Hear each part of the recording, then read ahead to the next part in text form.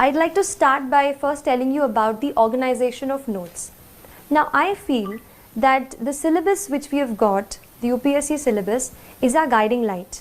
इसीलिए एक UPSC syllabus की कॉपी मैंने अपने स्टडी टेबल पर हमेशा रखी. उसके साथ ऑर्गेनाइजेशन ऑफ नोट्स एक दूसरा पॉइंट है जिस पे आपको सबसे ज़्यादा काम करने की ज़रूरत है, क्योंकि मैंने भी यही किया. अपने नोट्स को मैंने अपने सिलेबस को अलग अलग टॉपिक्स में हम डिवाइड जैसे कर लेते हैं वैसे डिवाइड किया और हर टॉपिक को मैंने एक अलग फोल्डर बनाया. तो उससे रिलेटेड जो भी मुझे एडिटोरियल कहीं न्यूज़पेपर में या कहीं इंटरनेट पे ऑनलाइन मैंने उसके बारे में पढ़ा, तो वो सारा मटेरियल मैंने उस एक फ़ोल्डर में डाल दिया. तो एक ये चीज़ है कि अपने नोट्स को आप अच्छे से ऑर्गेनाइज़ करें. मैंने कोशिश की कि मैं खुद अपने नोट्स रेफरेंस बुक से बनाऊं, क्योंकि जब मैं खुद उसको लिख लेती थी तो जो अंडरस्टैंडिंग है वो मेरी बेटर हो जाती थी. तो खुद के नोट्स पे मैंने खुद नोट्स बनाने की ज़्यादा कोशिश की. इसके अलावा करंट अफेयर्स बेस्ड स्टडी, इस पे भी मैं थोड़ी सी बात करना चाहूँगी आपसे. मैंने ये किया कि क्योंकि ज़्यादा ह्यूमैनिटीज़ का बैकग्राउंड नहीं था, तो जो भी करंट अफेयर्स में मैं पढ़ती थी, जैसे कई बार कोई इम्पॉर्टेंट न्यूज़ जो है, जैसे इलेक्शन है, प्रेसिडेंशियल इलेक्शंस हैं, तो उस पर बहुत सारे आर्टिकल्स आप देखोगे कि न्यूज़पेपर में आते हैं. वहीं से मैंने एडिटोरियल्स के नोट्स बनाए, उनको इकट्ठा किया और करंट अफेयर्स से ही मैंने कोशिश की कि पेपर 2 यानी GS2 और GS3 की मैक्सिमम प्रेपरेशन मैं कहूँगी कि मैंने न्यूज़पेपर्स, आर्टिकल्स ऑनलाइन जो आपको मिल जाएंगे, अच्छे आर्टिकल्स अच्छी वेबसाइट्स के, न्यूज़पेपर्स के, वहाँ से मैंने कोशिश की कि GS2 और GS3 के आंसर्स मैं वहाँ से कवर कर सकूँ. बाकी GS1 में तो काफ़ी पार्ट जो है स्टैटिक है, जैसे हिस्ट्री, जियोग्राफी, वर्ल्ड हिस्ट्री, तो इसके लिए स्टैंडर्ड बुक्स ही मैंने रेफ़र की थी. नेक्स्ट चीज़ जो मैं आपसे शेयर करना चाहूँगी और मुझे लगता है कि ये चीज़ बहुत इम्पॉर्टेंट है UPSC के लिए, वो है आंसर राइटिंग. जनरल स्टडीज़ और ऑप्शनल के जो टोटल हमारे रिटन के मार्क्स हैं, वही मार्क्स हैं जो हमें कहते हैं ना आखिर आपको रैंक अच्छी दिलाएंगे. तो आप जैसे मैंने ये किया कि आंसर राइटिंग पे शुरू में बहुत डर लगता था कि आंसर अच्छे से नहीं लिख पा रही हूँ, और क्योंकि इंजीनियरिंग बैकग्राउंड से हूँ तो बस पॉइंट्स में छोटा छोटा लिखने की आदत है. लेकिन जैसे सोशियोलॉजी ऑप्शनल है, आपको डिटेल में सब बताना पड़ता है, और जनरल स्टडीज़ हैं, कुछ डेफिनेशंस रहती हैं, तो मुझे भी शुरू में काफ़ी डर लगता था आंसर्स लिखने से. लेकिन इस डर पे थोड़ा सा मैंने काबू करने की कोशिश की और हर रोज़ एटलीस्ट 1 से 2 आंसर मैंने रोज़ लिखने की कोशिश की.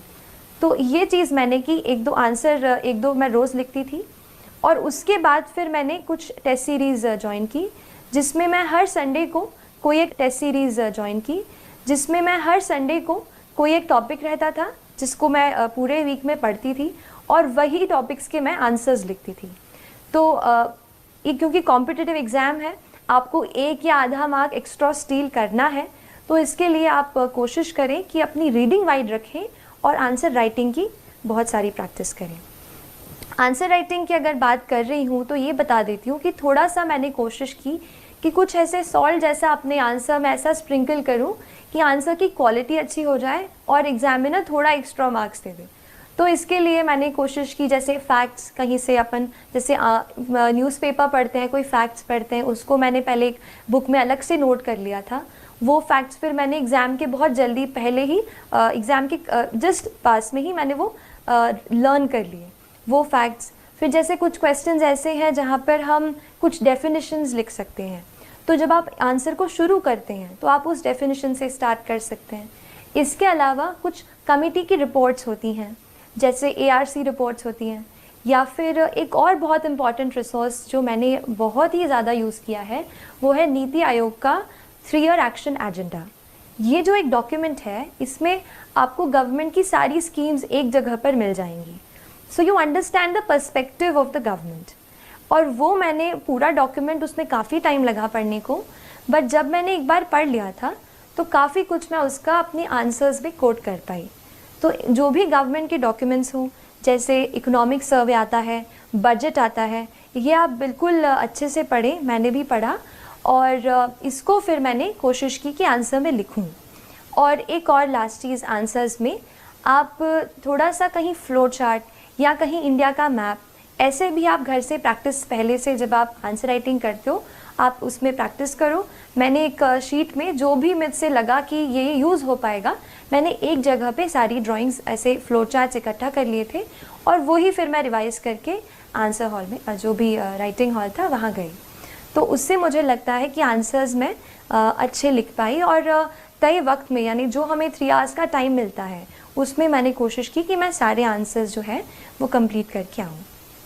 मैं थोड़ा सा आपको एक और लास्ट चीज़ बताना चाहूँगी टेस्ट के बारे में। कई बार हम सोचते हैं कि टेस्ट हमें बहुत सारे देने हैं, एंड मैंने भी पहले ये टेस्ट किया है कि टेस्ट सीरीज़ बहुत ज़रूरी है।